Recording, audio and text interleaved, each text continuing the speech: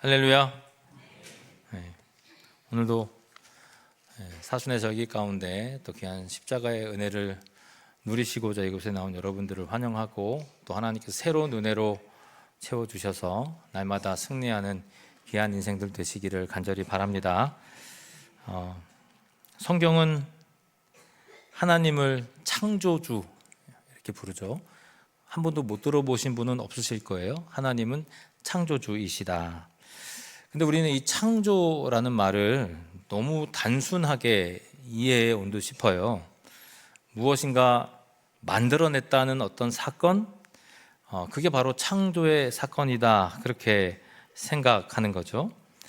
그러나 성경에서 말하는 창조는 그냥 세상에 말하는 빅뱅 이론, 빵 터져서 만들어냈다기보다 나름의 그 질서를 수립하시고자 하나님께서는 재창조, 창조의 역사를 말씀 속에 기록해 놓으신 겁니다. 혼돈 위에 구조를 세우는 일, 마치 건축물을 세우듯이 주님께서는 세상을 그렇게 나름의 질서 가운데 세워 놓으셨어요. 이전의 세상은요, 창세기 1장 2절을 바라보면 이렇게 기록해요. 땅이 혼돈하고 공허하며 흑암이 깊음 위에 있었다. 혼돈하고 공허했다, 질서가 없었다, 그렇거든요. 근데 4절 하반절을 보면 이렇게 기록하죠. 하나님이 빛과 어둠을 나누셨다. 창조를 시작하셨다. 질서를 세우기를 시작하셨다. 그러니까 성경에서 말하는 이 창조, 그 창조 구조의 중심에는 언제나 재창조의 역사 안에 흐름이 생길 수밖에 없다, 이 말입니다. 성도 여러분, 창세기 1장을 아마 집에 가셔서 한번 천천히 한번 살펴보십시오. 물론 여기 계신 분들 중에 창세기 1장을 모르시는 분은 분명히 없을 거라고 생각이 돼요. 다시 한번 살펴보면 하나님은 한 번에 완성된 창조의 모습을 보여주지 않으셨어요. 하루 계속해서 나누어서 창조하셨다, 그렇게 성경은 기록하고 있거든요. 4절에 우리가 봤지만 4절 말씀에 빛과 어두움을 나누셨다, 그렇게 돼 있고, 7절을 보면 궁창 위의 물과 궁창 아래의 물을 나누셨다, 그렇게 기록합니다. 그리고 10절을 보면 바다와 육지를 구분하셨다, 그렇게 성경은 기록되고 있거든요. 그러니까 이 나눔이라는 것이 완전히 단절이냐, 그게 아니라는 거예요. 분리는 분리이지만 순환의 분리, 순환의 재배치라고 볼 수가 있는 거죠. 그러니까 위, 아래를 두셨으니까 당연히 비가 아래로 떨어질 수밖에 없어요. 육지, 바다가 구분되어 있기 때문에 그 안에는 강이 흐를 수밖에 없는 거죠. 높고 낮음이 존재하기 때문에 당연히 높은 곳에서부터 물이 낮은 곳으로 이동하게 되는 거예요. 그러니까 차이, 우리가 생각하는 그 차이를 두셨기 때문에 생태계가 살아서 움직이게 되었다 하는 거예요. 만약에 모든 것이 같은 높이였다, 똑같은 높이였다고 생각한다면 물이 흐를까요? 흐르지 못할까요? 이게 잘 흘러가지가 않는 거죠. 그러니까 멈추게 되어져 있고 고여 있게 되는 거예요. 만약에 세상의 온도가 동일하게 적용되어져 있다면, 변함없이 똑같은 온도가 된다면 아마 그 기압의 차이가 발생할 수도 없고 거기에서 다 발생되는 바람은 찾아볼 수가 없을 거예요. 만약에 모든 곳이 동일한 시간으로, 그리고 그 강도가 그렇게 정해져 있다면 계절은 존재할 수 있을까? 그렇지 않을 거예요. 차이가 있기 때문에, 그리고 간격이 있기 때문에 그 안에 작던 크던 움직임이라는 것이 생긴다는 거죠. 편차가 있기 때문에 순환이라는 것이 생길 수밖에 없어요. 저는 이게 창조의 기본 원리이고 구조이다라고 생각해요. 왜 이런 편차가, 왜 이런 구조가 필요했을까? 한번 상상만 해보세요. 공기가 완전히 정지된 곳에 서 있다면 과연 우리는 숨을 쉴 수 있을까? 저 우주 한복판에서 우리의 숨쉬기가 가능할까? 그렇지 않거든요. 대기의 순환이 딱 멈추게 되면 우리의 생명을 지속하기가 너무 어려울 거예요. 만약에 바다가 고여져 있는 물이라면, 해류가 없다면 당연히 산소의 공급이 끊기게 되고 바다는 서서히 죽어갈 수밖에 없는 것이죠. 그렇기 때문에 하나님은 세상을 정지된 평면, 딱 만들어 놓은 평면처럼 두지 않으셨어요. 입체로 설계하셨어요. 입체로. 뭔가 높은 게 있으면 낮은 게 있고 넓은 게 있으면 좁아지도록 만드셨다. 고절을 만드시고 강약을 두셨다 하는 거예요. 이 질서 속에서 하나님께서 원하시는 것은 무엇입니까? 바로 생명이 번성하게 하셨다는 거예요. 즉 창조의 세계 안에 하나님께서는 생기를 불어 넣어주시고 그 생기가 멈추지 않도록 모든 고와의 차이를 두셨더라 하는 것입니다. 근데 성도 여러분, 우리는 이러한 그 고조에 대한 차이, 강약에 대한 차이, 이것을 가지고 좀 많이 오해를 하고 있는 듯 싶어요.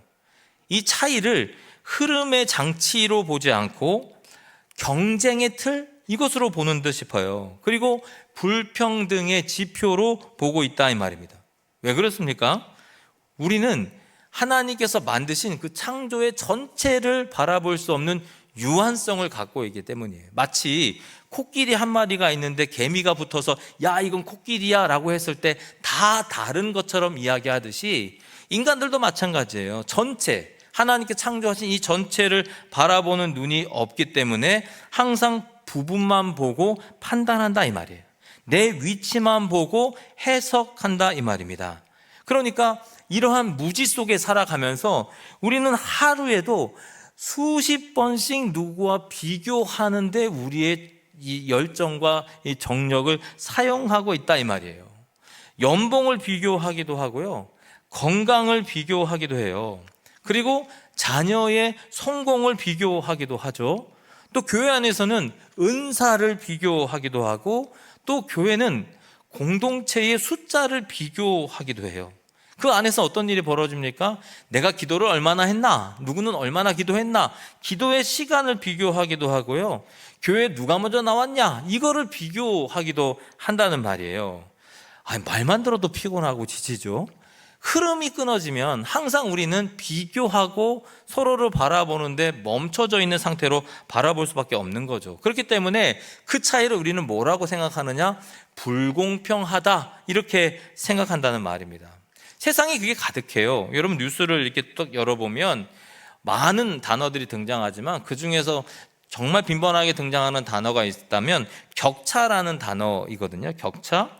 어떻게 쓰이냐면 부의 격차, 교육의 격차, 지역의 격차, 세대의 격차, 항상 뭐가 불균형하게 나눠져 있다는 식의 표현들이 등장해요. 세계 경제 포럼은 이런 말 너무 자주 하는데 매년 불평등 보고서를 발표하면서 상위 1%가 나머지보다 많은 재산을 가지고 있더라, 이렇게 이야기하거든요. 긍정적인 표현이 될 수가 없는 거죠. 사실 통계 이런 것들은 거짓말하진 않잖아요. 항상 그대로 존재하기 때문에. 그래서 언론의 그 글의 어떤 내용들 방향성을 보면 야, 사회가 불평등해, 평등하지 않아, 이것이 좋지 않아, 이런 식의 투로 이야기한다는 말이에요. 토마 피케티라는 분이 21세기 자본이라는 책에서 동일한 내용의 글을 이야기해요. 자본 수익률이 성장률보다 높을 때 격차가 구조적으로 확대된다. 그러니까 많이 가지고 있는 사람이 더 많이 갖게 되는 구조 속에 우리는 살아가고 있다 이 말이에요. 어때요? 평등하다고 느껴지세요? 불평등하다고 느껴지세요? 여러분 눈빛 지금 흔들리거든요. 야, 불평등해. 좀 같이 나눠 쓰고 또 많은 사람이 유익을 나누면 좋은데 왜 한쪽으로 그게 몰리는 걸까? 사실 우리 세상을 보면 틀린 말은 아니에요. 왜? 맞아요. 불평등해요. 누군 잘생겼고 누군 그렇지 못하고 누구는 슬림하고 누군 그렇지 못하고, 이게 다 불평등하잖아요. 갖고 있는 DNA가 다 달라. 갖고 있는 어떤 사회의 틀도 다 달라. 갖고 있는 나름의 어떤 지식의 양도 다 달라요. 다 달라. 이것이 우리의 삶에 엄연히 존재하고 있다 이 말이에요. 근데 이것을 누군가는 사회적으로 뭔가 잘못된 거야, 사회 문제야 라고 인식하고 있다는 거예요. 그래서 현대 사회는 이 격차를 줄여가는 거, 이게 마치 정의라고 이야기하는 사람들도 참 많아요. 모두가 동일해지는 그 상태, 그게 마치 이상처럼 이야기하는 사람들도 분명히 있어요. 세상은요, 분명히 어느 정도는 다 불공평함이 있어요. 그리고 우리가 소위 말하는 기울어진 운동장이다 이야기하는 것처럼 다 어느 정도는 기울여져 있다 이 말이에요. 근데 사람들은 뭘 꿈꿉니까? 평탄한 운동장을 꿈꾼다고. 모두가 동일한 선상에 서는 것을 꿈꾸고 살아간다는 거예요.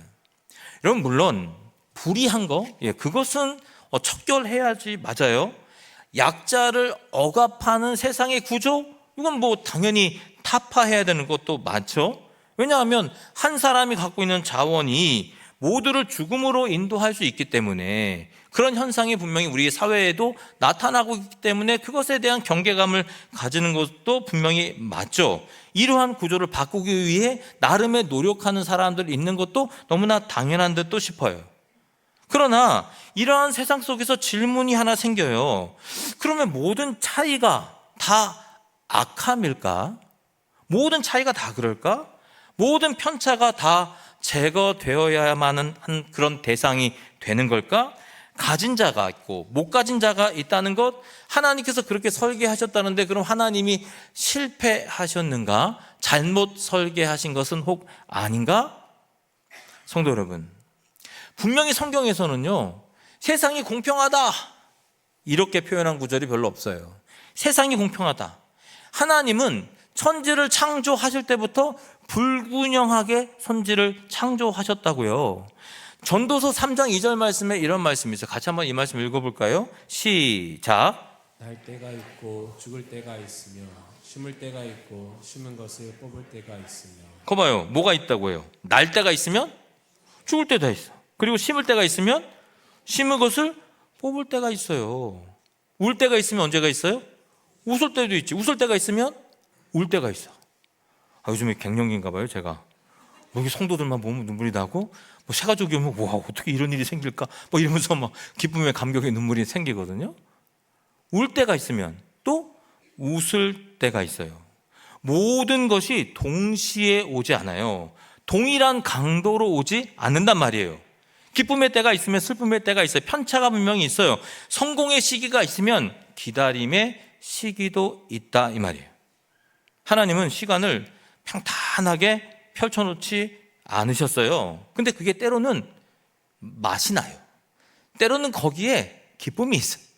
때로는 실패하지만 다시 성공하는 장면들, 또 때로는 어려운 일을 겪지만 그래도 나중에 보면 기뻐하는 그런 모습들, 그게 바로 인생의 모습인 것 같아요.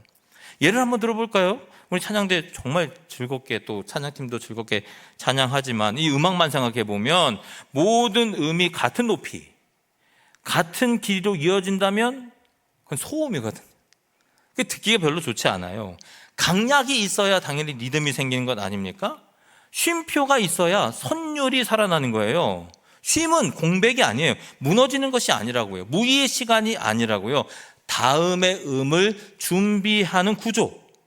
그러니까 하나님은 우리의 인생길 가운데에서도 무엇을 두십니까? 쉼표를 주셨다는 거예요. 높은 음도 있고 낮은 음도 있고 쉼표도 배치하셨다. 이 편차 속에서 삶은 흘러가고 있는 거예요. 만약에 편차가 사라지면 움직임 또한 사라져요. 움직임이 사라지면 생명은 멈추는 거예요. 감동이 멈춰요. 편차는 위협이 아니라 조건, 어떤 조건이냐면 순환의 조건이 되는 거죠. 결국 우리가 세상을 바라보면서, 사람들을 바라보면서 야, 이거 불공평해 라고 하는 것이 어찌 보면 하나님께서 만드신 이 창조의 질서 안에서는 생명을 이어가는 귀한 역할을 감당하고 있다. 생명을 흐르게 하기 위한 그러한 역할로, 도구로 하나님께서는 편차를 사용하신다 하는 거예요. 저보다 조금 외모가 그래도 너무 낙심하지 마시라. 저는 여러분 보고 낙심하지 않는다. 어느 누가 그러더라고요. 야, 이거 몸이 좀 이렇게 부니까 좀 힘들고 몸에 이게 옷 입는 것도 좀 어렵고 그래. 그러니까 어떤 목사님이 저한테 그 얘기 하시더라고요. 야, 그래도 목사님은 가운 입으면 옷에 태가 나요. 할렐루야. 가운 입으면 태가 나는데, 야, 그것도 장점이구나. 어떤 사람 마르면요, 이 가운 입으면 정말 무슨 젓가락처럼 보인다는 거예요. 저는 풍채가 있어서 아주 멋있게 보이나 보죠? 아멘. 편차가 있어요. 거기에 우리의 마음을 뺏길 이유가 없어요. 다 그것이 하나님의 섭리, 생명 가운데 있는 일이에요. 성도 여러분, 오늘 본문이 딱 나타내 주거든요. 오늘 본문은요, 에스겔이 보는 환상이에요. 환상. 우리가 이해할 수는 없지만 분명한 메시지가 들어져 있는 환상. 오늘 본문의 배경을 한번 볼까요? 1절입니다. 1절 말씀. 요거 같이 한번 읽어볼게요. 1절 말씀 시작. 그가 나를 데리고 성전문에 이르시니 성전의 앞면이 동쪽을 향하였는데 그 문지방 밑에서 물이 나와 동쪽으로 흐르다가 성전 오른쪽 제단 남쪽으로 흘러내리더라. 아멘. 도대체 무슨 말인지 잘 모르고 상황을 잘 이해 못하잖아요. 근데 중요한 건 이거예요. 성전 문지방 밑에서 흘러나오는 한 줄기의 물이 있구나. 지금 그 환상 속에서 에스겔은 그 물줄기를 발견하고 있는 거예요. 처음에는 미미해요. 눈에 보이지도 않아요. 눈에 띄지도 않아요. 그런데 그 물이 멈추느냐? 그렇지 않단 말이에요. 계속 동쪽으로 흘러 내려가요. 방향도 있어요. 그리고 흘러 내려가는 기울기도 있어요. 그리고 게다가 점점 깊어졌더라. 성경은 그렇게 다음 절부터 이야기하거든요. 3절에서부터 5절까지 내용을 보세요. 제가 한번 설명해 드릴게요. 천척을 재니 발목에 오르고, 다시 천척을 재니 무릎에 오르고, 다시 천척을 재니 허리까지 오르고, 마침내는 사람이 건너지 못할 강이 되었더라 하는 거예요. 야, 이게 무슨 말이냐? 이게 어떤 비전이냐? 여기에는 분명한 구조가 있잖아요. 동일하지 않다는 거예요. 물이 분명히 흘러간다는 거예요. 어디로요? 동쪽으로요. 동쪽으로 흘러가는 것도 그쪽으로 기울기가 있으니까 남쪽, 서쪽, 다 있지만 동쪽으로 흘러가는 거잖아요. 물이 멈추지 않고 흘러가더라. 근데 그게 어디로 모이냐 하면 소금기가 가득한 죽음의 바다 사해로 흘러들어가고 있더라 하는 거예요.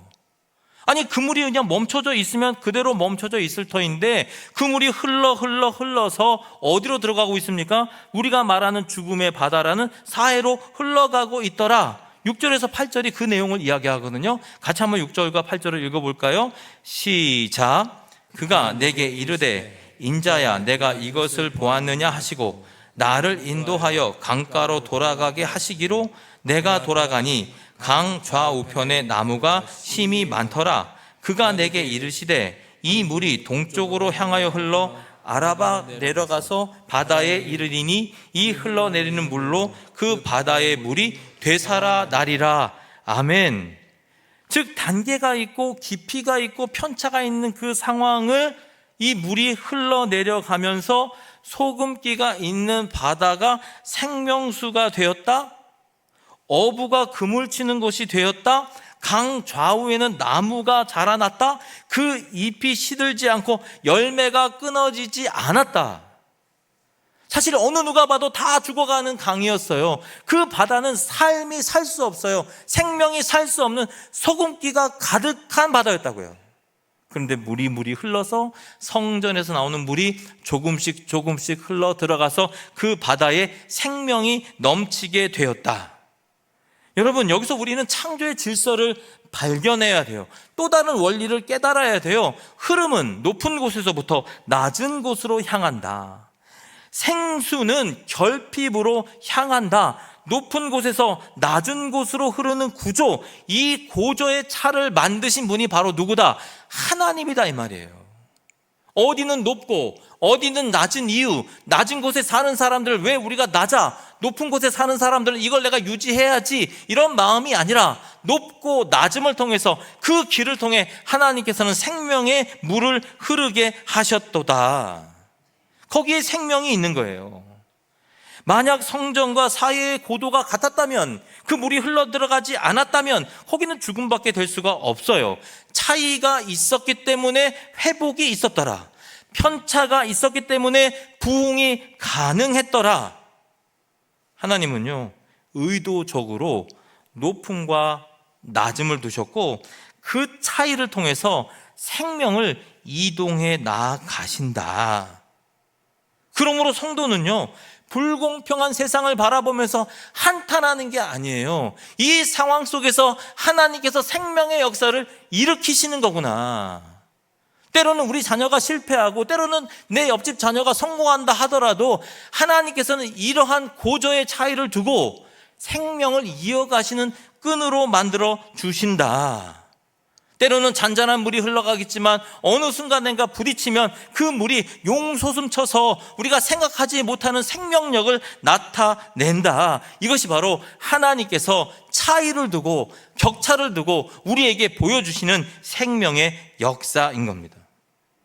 창조 때도 그랬고 역사 속에서도 항상 그랬고 우리의 삶 속에서도 그런 일은 비일비재하게 일어나고 에스겔에 본 환상도 마찬가지였더라. 내 마음이 무너질 때가 있다면 다시금 내 마음이 세워질 때가 있는 거죠. 그 격차를 통해서 생명의 귀함, 생명의 존귀함, 그것을 통해서 감사함을 불러일으키시더라 하는 거예요. 하나님은 메마른 곳을 먼저 삭제시키고 없애버리시는 식으로 일하지 않으셨어요. 물을 흘려보내심으로 생명의 열매가 맺히게 하셨다. 생수가 흐르자 그곳은 다시 생명에 있는 땅이 되었더라 하는 것입니다. 성도 여러분, 신앙도 결국 흐름의 문제예요. 교회 생활도 역시 흐름의 문제예요. 여러분, 우리가 흐름을 보일 때는 언제일까요? 하나님과 연결될 때 흐름이 시작돼요. 주님께서 우리에게 은혜를 주실 때 파장이 일어나요. 하나님께서 우리에게 복음의 감격을 허락하실 때 일상생활 항상 동일한 삶의 모습 가운데 새로운 은혜가 부어짐을 깨닫게 된다 이 말이에요. 그 흐름 속에 들어갈 때 우리의 삶도 깊어지게 되는 거예요. 발목에 오르던 물이 무릎까지 흐르고 무릎에 있었던 그 물이 허리까지 차오르고 마침내 건너지 못할 깊은 강가에 빠져 있듯이 우리의 허락하신 그 은혜가 처음에는 보이지 않았지만 어느 순간엔가 나를 감싸고 있는 그 귀한 은혜, 그 귀한 압도당하는 은혜를 우리는 만끽할 수가 있는 것이죠. 신앙은 단순히 어느 한 장면으로 끝나는 것이 아니에요. 지금 여러분 이 순간이 깊어지는 과정인 거예요. 그래서 하나님은 우리의 인생에도 뭘 두셨다고요? 편차를 두시는 거예요. 어느 날은 발목 정도만 은혜가 느껴져요. 어느 날은 무릎 정도의 은혜만 느껴져요. 하지만 어느 날은 감당하지 못할 은혜가 우리의 삶 가운데 느껴진다 이 말이에요. 하나님은 동일한 강도로 우리의 인생을 절대 펼쳐놓지 않으세요. 깊어짐이 있도록 하십니다. 리듬이 있도록 만들어 주시는 거죠. 근데 여러분 여기서 문제가 뭔지 아십니까? 우리는 그 흐름을 즐기지 못한다는 게 문제예요. 아프면 아프다고 힘들어. 고통받으면 빨리 벗어나기를 원해. 즐거우면 이게 지속되기를 원해. 하지만 하나님은 그렇게 일하지 않으신다니까요. 근데 우리는요, 흐름을 보고 흐름대로 따라가지 않아요. 고이기를 선택해요. 그게 훨씬 더 우리의 삶에 맞거든요. 하나님이 주신 것을 붙들고 나누려고 하지 않아요. 그냥 붙잡아두려고 쌓아두려고만 해요. 은혜도 그렇고 은사도 그렇고 물질도 흐르지 않게 합니다. 하지만 고이면 썩어요. 고이면 무너져요. 은혜도 마찬가지예요. 흐르지 않는 은혜는 결코 생명을 살리지 못합니다. 우리의 마음에 은혜가 흐르지 못한다면 그것은 여러분 사탄의 전략에 빠져 있는 것과 마찬가지. 하나님은요 절대 멈추는 걸 원치 아니하세요. 흐름을 만드세요. 끊임없이 흘러가도록 만드신단 말이에요. 그게 하나님의 방법이에요. 에스겔이 본 강은 성전 안에 머물러 있지 않았어요. 밖으로 흘러나갑니다. 황폐한 사해로 향하여 나갑니다. 가장 낮은 곳에서 흘러갑니다. 그곳에서 생명이 터쳐나오게 되는 거죠. 이게 하나님 나라의 방식이에요. 언제나 은혜는 낮은 곳으로 흘러갑니다. 생각해 보십시오. 우리 예수 그리스도의 그 은혜도 하늘에서 이 땅 가운데 오신 그 복음의 길로 시작되었다는 사실, 하늘의 영광에서 인간의 자리로 내려오신 예수 그리스도, 왕의 자리에서 종의 자리로 내려오신 예수 그리스도, 죄 없는 자리에서 죄 있는 자리로 내려오신 그분, 여러분 십자가는요 하늘과 땅의 사이 그 편차가 만나는 공간이 바로 십자가인 거예요. 바로 그 십자가를 통해서 구원의 생수가 흘러나왔더라. 예수 그리스도는 우리에게 그렇게 말씀해주고 있는 것입니다. 요한복음 7장 38절에서 예수님이 이렇게 말씀하세요. 나를 믿는 자는 성경의 이름과 같이 그 배에서 생수의 강이 흘러나오리라. 생수의 강이 머물지 않고 내 안에서 멈춰져 있지 않고 내 안에서 썩지 않고 흘러나오리라. 주님은 우리를 단순히 물을 마시는 사람으로 이곳에 두신 게 아니에요. 강이 되는 사람으로 만드셨어요. 우리는 물을 머금고 있는 생수통이 아니에요. 그 생수통을 벗어나서 물을 흘려져 나가는 그 물의 통로로 우리를 사용해 주신다 이 말입니다. 왜 멈춰 있습니까? 왜 흐름을 막고 있어요? 하나님의 그 은혜의 물을 흘려보내시기를 바랍니다. 하나님의 뜻이 바로 거기에 있는 거예요. 오늘 말씀 읽지 않았지만 9절 말씀 보면 이렇게 말씀합니다. 이 강물이 이르는 곳마다 번성하는 모든 생물이 살고 또 고기가 힘이 많으리니 이 물이 흘러감으로 바닷물이 되살아나겠고 이 강이 이르는 각처에 모든 것이 살 것이다. 할렐루야. 우리의 삶을 통해서 하나님께서는 생명의 역사를 이루어 나아가신다는 것을 여러분 확신하시기를 바랍니다. 성도 여러분, 하나님은 여전히 세상을 살리고 계세요. 여전히 일으키고 계세요. 때론 우리 눈에는 편차가 있고 우리 눈에는 불공평이라고 보일지 모르지만 하나님은 그것을 사용하셔서 생명의 열매를 맺고 가신다는 거예요. 그 방식은 지금이나 앞으로나 여전히 절대로 변하지 않으세요. 흐름을 통해서 일하십니다. 어떤 사람은 성전에 가까이 있습니다. 어떤 사람은 사해 같은 자리에 있는 거예요. 하지만 그것은 나눠져 있지 않습니다.